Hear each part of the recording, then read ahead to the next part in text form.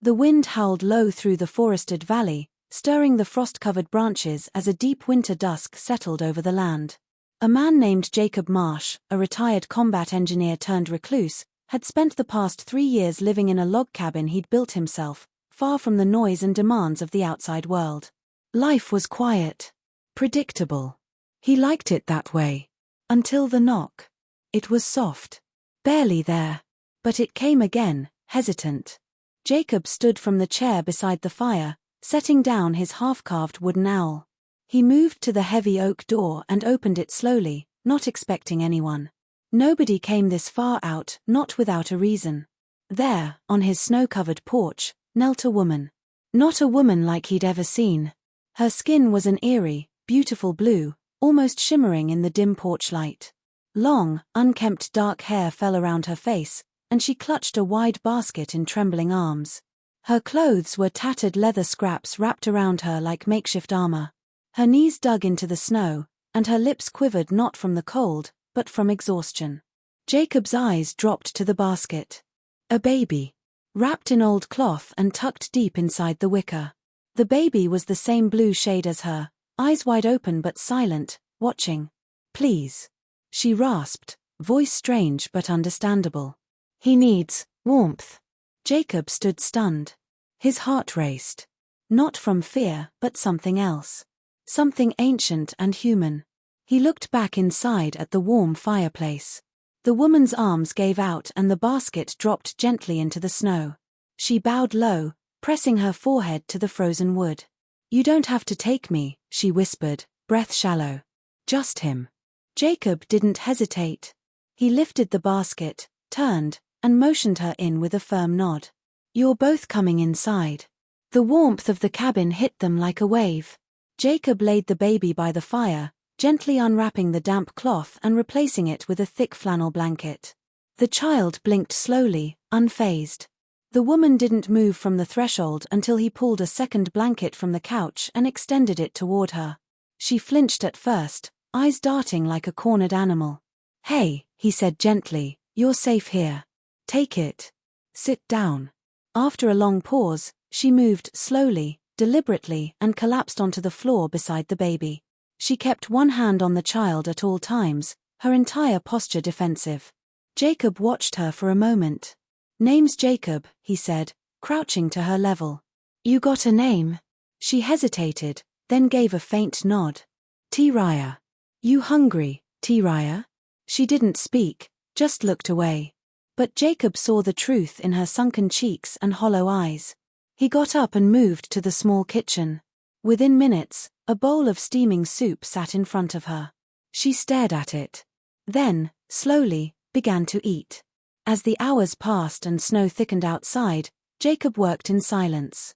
He didn't ask questions. He didn't push. But he observed everything. The way T-Raya flinched at sudden noises. The way her hand never left the baby. How her eyes scanned the room as if expecting danger at any moment. And the way she relaxed, barely, once the baby started cooing, cheeks flushed with warmth. Night deepened. Jacob pulled a mattress near the fire and laid extra blankets. "It's not much, but better than out there." T-Raya looked at him, something unreadable in her eyes. "You are not afraid of me?" Jacob shook his head. "You're a mother trying to save her kid."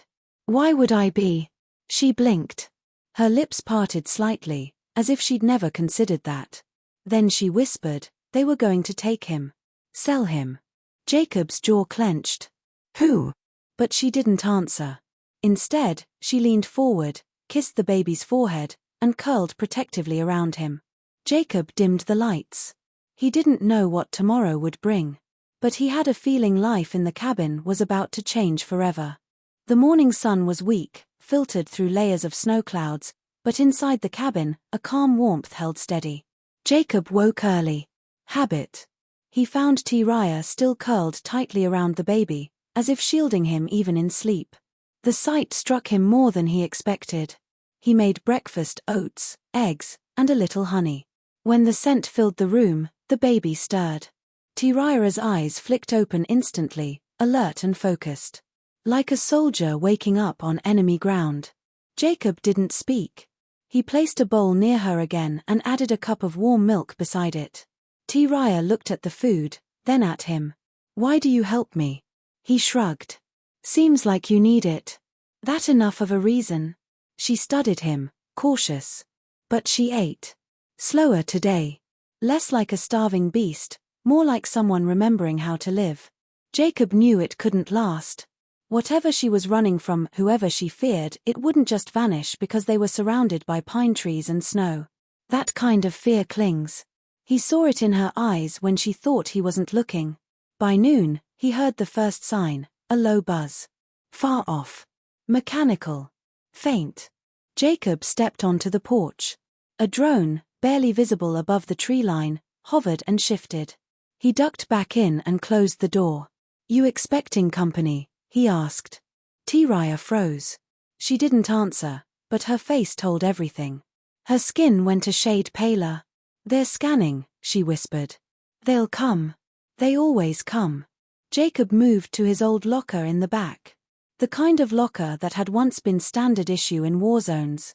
He popped it open and pulled out his last working rifle. A relic, but a solid one. Let them come, he muttered. That evening, Jacob took them deeper into the woods behind the cabin, down a hidden trail he'd carved years ago more out of boredom than survival instinct. Now it felt prophetic.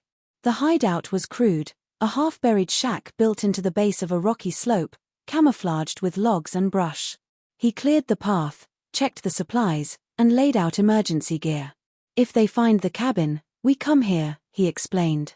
Raya didn't ask how he knew to build something like this. She just nodded and memorized every detail. When they returned to the cabin, her shoulders were still tense. She kept glancing out the windows. They won't stop, will they?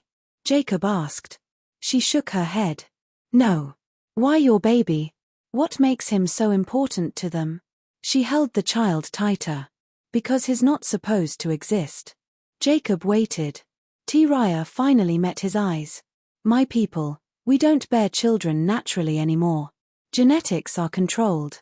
Lives are selected. My son wasn't approved. Jacob frowned. So they wanted to erase him. She nodded. They would have erased me too, if I hadn't escaped. Jacob sat beside her. You did the right thing. No matter what comes next, don't regret that. Later that night, as the fire dimmed, Raya crept to the window again. They'll come in the dark, she whispered. Jacob stood behind her, watching the shadows stretch across the trees. His fingers tightened around the rifle. And far off, just past the tree line, a shimmer of blue light flickered. They were close. Get ready, he said. Raya placed the baby gently into a travel sling across her chest and wrapped herself in winter cloth. Her fingers brushed Jacob's briefly as she turned. Thank you, for not turning me away. Jacob just nodded. I didn't rescue you. You came to my door. I just opened it. Outside, the blue shimmer grew brighter. Time was running out. But Jacob had one more trick up his sleeve. A backup generator. An EMP pulse stored for emergencies. He'd been saving it for a bear attack on his solar units. Now it had a better use. He flipped the hidden switch. In the forest, the blue shimmer sputtered and vanished. Silence. Raya gasped softly. You bought us time. Yeah. Let's hope it's enough. But Jacob knew better. They wouldn't stop. Not until they were dead or free. The night was endless. They stayed awake in turns, listening, watching. The baby barely cried, almost as if he sensed the danger too. Raya moved like a ghost, silent but alert, clutching her child close, never more than a few feet from Jacob. By morning, the forest felt wrong. Jacob could feel it in his bones. That old combat instinct. A tension in the air that never lied. The drone didn't come back. But something else did. Footprints in the snow. Big ones. He found them not far from the cabin, deep and spaced wide apart. More than one set. Military boots. Heavy.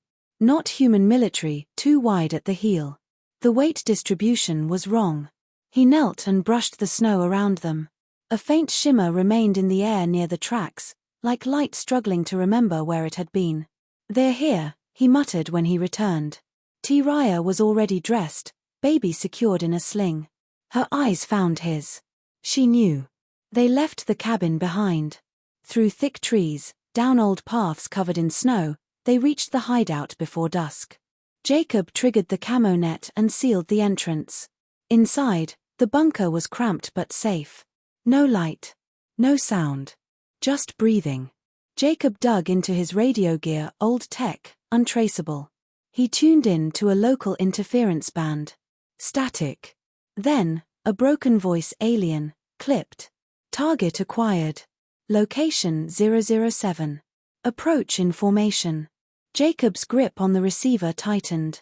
They found the cabin, he whispered. T-Raya closed her eyes. Her voice was calm but hollow. They will burn it. She wasn't wrong. An hour later, the sky lit orange. Flames licked upward through the trees. Her baby whimpered once, then quieted. Jacob watched the fire through a narrow slit in the rocks. We can't stay here long, he said. T-Raya nodded. They'll scan again. Real-time field sweeps. Old tech won't fool them forever. Jacob sat against the wall, mind racing. He had one more option. A friend. Ex-military. Lived off-grid about 40 miles north, in an abandoned logging facility. The place had a signal jammer, a few aircraft-grade weapons, and if Jacob remembered right, an old mining transport shuttle buried beneath it. It was a gamble. But the only one they had. They left before dawn. Snow fell steady now. Thick and cold. T-Raya struggled at times, her energy low, but she never complained. She just kept walking, her child pressed against her chest. Jacob carried supplies, clearing the path with a short axe and leading them along ridges that kept them hidden from the sky. Halfway through the journey, they heard it, distant engines. Jacob yanked T-Raya down into a snowbank and covered them both with a thermal cloak. A black skimmer passed overhead. Quiet. Sleek. Jacob waited. Counted the seconds. Until it vanished. We need to move faster, he said. T-Raya looked at him, her lips cracking from cold. I can keep going. For him. He nodded. Then we don't stop. By nightfall, they reached the old facility. It was exactly how Jacob remembered, rusting steel bones, half-buried towers, and a few working doors sealed tight. He pounded on a steel hatch with a coded knock. A pause. Then a hiss. The door opened. Well, I'll be damned, said a voice. Jake Marsh. You look like hell. A huge man stood there. Bearded. Worn. Armed. Wes. Jacob grinned faintly. We need help. Now. Wes looked past him, at T-Raya. At the baby. His face shifted, but he said nothing. Just stepped aside. They entered the base. Inside was warmer. Armed. Secured. You weren't followed? Wes asked. Maybe, Jacob admitted. But they're hunting the kid. Not us. Wes raised a brow. What is he? T-Raya answered. Hope. It was the first time Jacob had seen her say it like that. With fire. Wes gave a slow nod. Then let's keep hope alive. He led them deep into the facility, to the hangar. There, covered in canvas and dust, sat a mining shuttle. Does it still fly? Jacob asked. Wes grinned. Barely. But it'll do. They had one night to prep. Jacob checked the EMP charge. Wes rigged decoys. T-Raya helped reroute coolant lines despite her exhaustion. At midnight, they heard movement above ground. The enemy was here. Jacob locked eyes with T-Raya. We hold them off. Long enough for you and the kid to escape. She grabbed his arm. Not without you. Someone has to stay behind to trigger the failsafe. But Wes cut in. No one's dying tonight. I've got a plan. And it's gonna hurt. They both stared at him. Wes just smiled. I always wanted to blow this place up anyway. Jacob's heart pounded. The final move was coming. The underground facility shook. Explosions echoed above. Dust rained from the ceiling as Wes triggered the first layer of charges, controlled blasts designed to collapse the main tunnels without bringing the whole base down. He worked fast, fingers dancing across the manual detonation controls. 15 minutes, he grunted. That's all the time you get. Jacob helped T-Raya strap the baby securely into the mining shuttle's co-pilot nest. The child was quiet, alert, his large eyes glowing faintly in the dark like stars. T-Raya's hands trembled as she brushed a hand over the dashboard. This ship, it can get us off-world. To the outer rim, yes, Wes said. From there are colonies that don't answer to the core. Places where your kind can live without being hunted. Jacob met her eyes. Freedom's waiting. You just have to reach it. T-Raya looked at him, really looked. Then she stepped forward and, without a word, wrapped her arms around him. You didn't just save him, she said. You saved me. Jacob didn't know what to say. So he simply held her back. The engines of the mining shuttle rumbled to life. Wes tossed a final fuel cell into place, slamming the hatch shut. You fly her straight north, break orbit past the glacial belt. You'll catch the freighter lane on the third moonrise. T-Raya nodded, her eyes wet. Jacob stood back. Watched her climb in, wrap her baby close, and glance back one last time.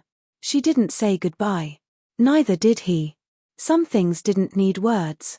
The shuttle lifted off with a roar, bursting through the retractable hangar roof, scattering snow and debris. It vanished into the sky like a comet. Wes turned. Time to vanish. They raced down the fallback corridor, dodging falling debris as the final charges began to detonate. The sound was deafening. Jacob hit the last switch, triggering the auto-collapse. The base crumbled behind them, swallowing every trace of what had happened. They didn't stop running until the sun cracked the horizon. Weeks passed. Jacob rebuilt his cabin. Simpler this time. No distractions. No regrets. Wes moved into the valley with him, bringing gear and silence. Neither man talked much, but the company was enough. Then, one evening, a small object descended into the clearing. A package. Inside was a worn, tattered piece of sling. And a photo. T-Raya, standing tall in front of a modest home with alien skies behind her. The baby, now walking, held her hand and smiled. On the back, in simple handwriting, "Free because of you." Jacob felt something loosen in his chest. Not relief. Not pride. Something deeper. Peace. The moral ***. In a galaxy where survival demands silence and compliance, one act of compassion can ignite revolution. Jacob hadn't planned to be a hero. He wasn't looking to change the world. But when the moment came, he didn't turn away. He opened a door. Sometimes, that's all it takes. Not everyone who saves a life carries a badge or a weapon. Some carry warmth, courage, and the strength to say, "You're safe here." And that, more than any war or victory, is what makes us truly human. The fire faded from the sky. But the stars were just beginning to shine.